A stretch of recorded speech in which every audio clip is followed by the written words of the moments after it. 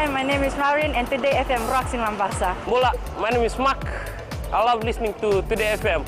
Today FM rocks in Makassi. Hey, Bula from Rockawaki. I'm Mentor. I love listening to Today FM because they're playing my hits. Today FM rocks. My name is Enrico. I love listening to Today FM. Today FM rocks in Suva. Hi, I'm Asrika and I'm from Lotoka and I love Today FM. Today FM rocks. Bula, I'm Siva. I'm from Bat. I love listening to Today FM. Today FM rocks. Today's hit music on Today FM. In this bulletin, more than 100 soldiers to be deployed. PM to hold Talanoa session with Fijian community. An NGO believes there's an epidemic of violence against women. From the studios of FBC Suva, Terra Lendua. 168 RFMF personnel will be deployed for the United Nations assistance mission in Iraq around November this year.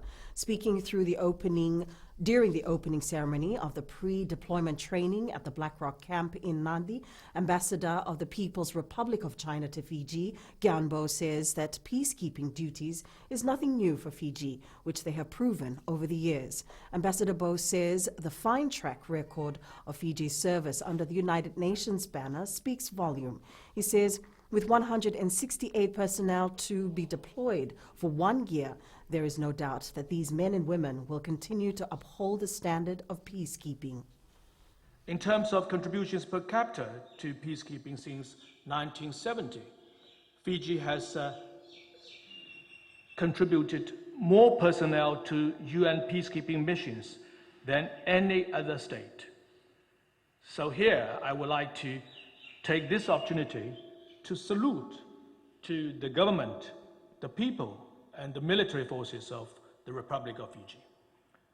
The training that begins today is an integral part of this noble cause, which calls for the genuine courage to brave the hardship, danger, and multiple challenges in the zone of operations.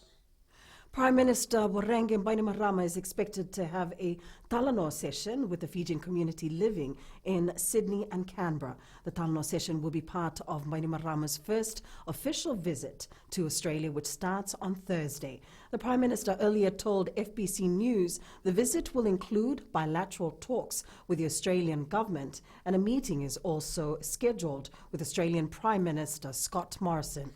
It's expected that climate change will be one of the main topics discussed with Morrison. Bainimarama's meeting with Morrison will be interesting given the outcome of the recent Pacific Islands Forum meeting in Tuvalu last month. During the PIFS Leaders Retreat, Bainimarama was disappointed with Morrison's approach at the meeting. Pardon me.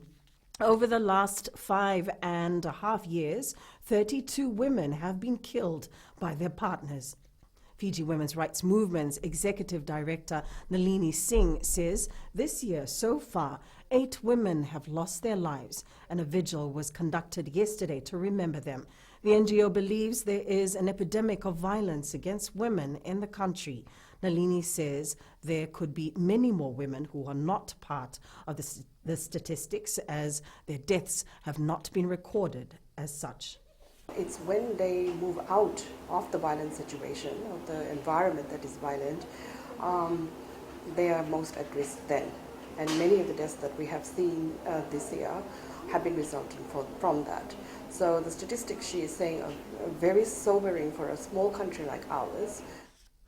It's World Suicide Prevention Day, and a vigil in remembrance is planned this evening in Suva.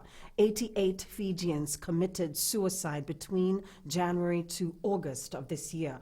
Of these figures, 3 were children under the age of 16. Lifeline Fiji's officer in charge, Jeremiah Merikula, says tonight's vigil will be a time to remember those who have died from a suicide, those who have survived, and those who work in the area of suicide prevention. Lifeline Fiji runs a 24-hour suicide prevention crisis line, 132-454, 7 days a week. And for the next 3 years, the theme of World Suicide Prevention Day is working together to prevent suicide. This year we are going to host a vigil at the Terry Walk in Suva. It's from 6 p.m. to 8 p.m. and we're collaborating with Youth Champs for Mental Health, Psychiatric Survivors Association, and the Fiji Council of Social Services to have the suicide prevention vigil at Terry Walk. So if you're free, please come by and show your support. Fiji has hosted 362 film and TV shows in the last 5 years, worth $897 million. This was confirmed by Minister for Industry and Trade, Pramila Kumar, while launching the newest TV show to be shot in Fiji. Eco Challenge Fiji is an expedition race in which teams race non-stop 24 hours a day across hundreds of miles of rugged terrain complete with mountains, jungles and oceans. Kumar says Fiji is fast becoming a location of choice for large productions thanks to a 75% tax rebate. The incentive has been successful in attracting major productions, and we are committed and confident that Fiji will become the most desired location for filmmakers all over the world.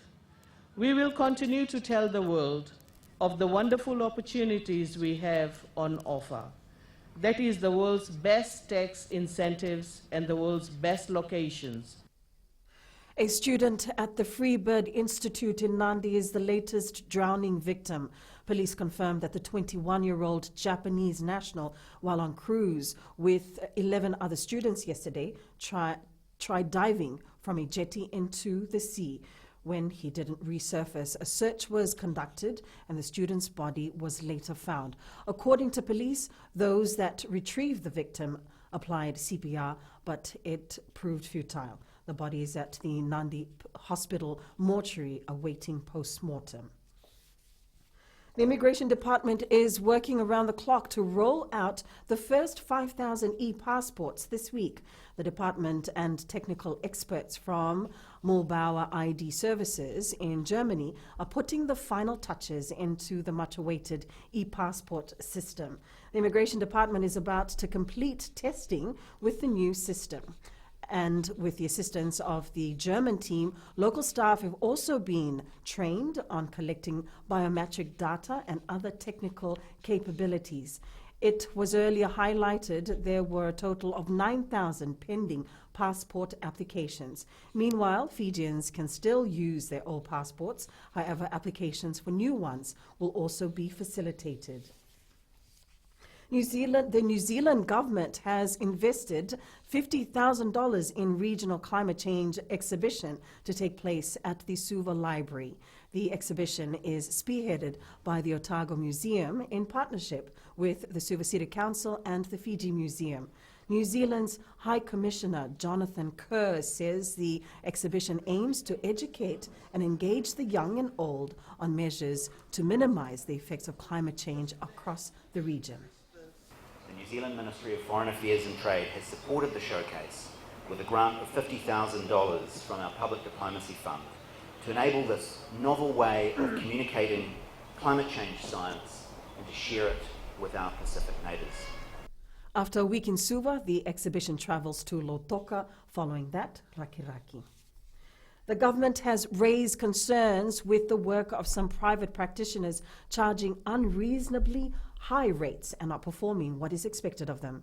Attorney General Ayaz Said Qayyum says they've noticed that most private practitioners whose work was outsourced to by the Legal Aid Commission were charging excessive rates.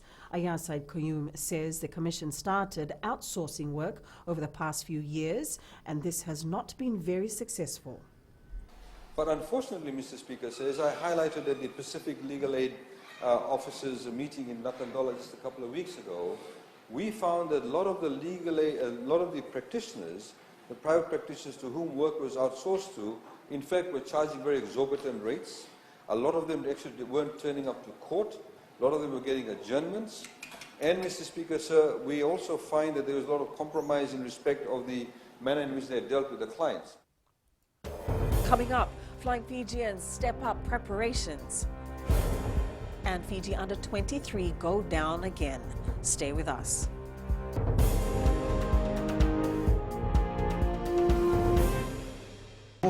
Ako itabua. Ako do talitay na warong na Bula FM. Nambando na sir. Bula. Ang gono ilutoka do talita ka ng Bula FM berarti nambando na sir. Ni Bula binaka.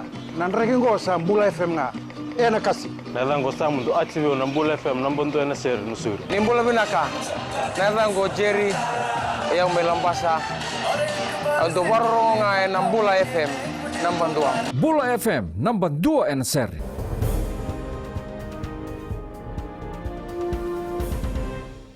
The Flying Fijians are continuing their Rugby World Cup preparations in Japan. When asked by Japanese media on the team's progress after arriving in Japan, head coach John McKee says Fiji will focus on what they're good at, and the side is happy with the support they have received from the locals. I think the strengths are our ability to the speed and to play open rugby. With lots of ball movement, so that's what we hope to achieve in Rugby World Cup. Oh, we are very excited to be here in Japan for the World Cup, and we hope that the Japanese rugby public get very excited too, and not just to support the Japanese team, but support all the teams. Rugby World Cup champions, the All Blacks, received a special farewell at Auckland Airport yesterday on their way to defending their title in Japan. The Fiji under-23 football side lost their second international friendly match against Singapore last night.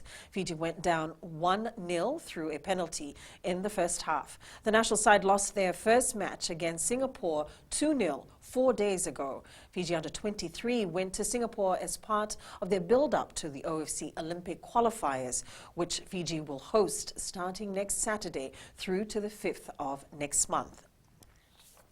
Fijian surfers Hannah Bennett, Kim Bennett and Kayla Wakeham have been providing tough opposition to their more famous counterparts at the 2019 ISA World Surfing Games at Kisakihama Beach, Miyazaki, Japan. Kayla, who is just 16 years old, raised her performance against her older opponents, finishing in the Rapishore round 1. Kim Bennett threw her style and power to her performance and finished well in round 2. Hannah Bennett powered through to the Rapishores round 3 and only just failed to progress further. Competition finishes on Sunday. Over 50 participants turned up at the John Wesley College grounds to take part in Saturday's Fiji Baseball Clinic. Baseball Fiji Development Officer Inoke Nyumbalavu says there has been a lot of interest shown in baseball among Fijians. He says they're now generating interest from a lot of female participants as well. Nyumbalavu highlighted the receipt of baseball equipment from the Japanese embassy, which will help them prepare better for their ultimate goal, the 2021 Pacific Mini Games. He says they're now going to hold baseball clinics every Saturday of this month.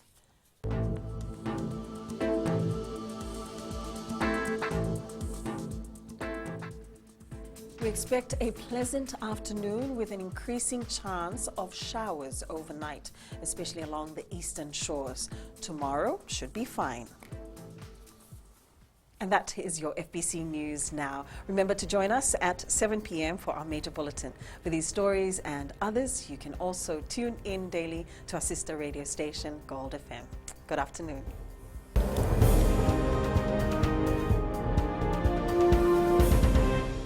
My name is Neha and I'm from Karavi. And Mirchi FM, it's hot. हम आचल नसोरी से मिर्ची FM बहुत जुलूम. Hi, हम शारा प्रकाश बात करता है और तावा में Mirchi FM सब concern and Mirchi FM, it's hot. Hi, my name is Prashant. I live in Suva. I love Mirchi FM because Mirchi FM it's hot. Hi, I'm Shane. I love listening Mirchi FM because it's awesome and it's hot. Hi, I'm Rachel. And I'm Shavi. We love listening to Mirchi FM in Lambasa. Mirchi FM, it's hot.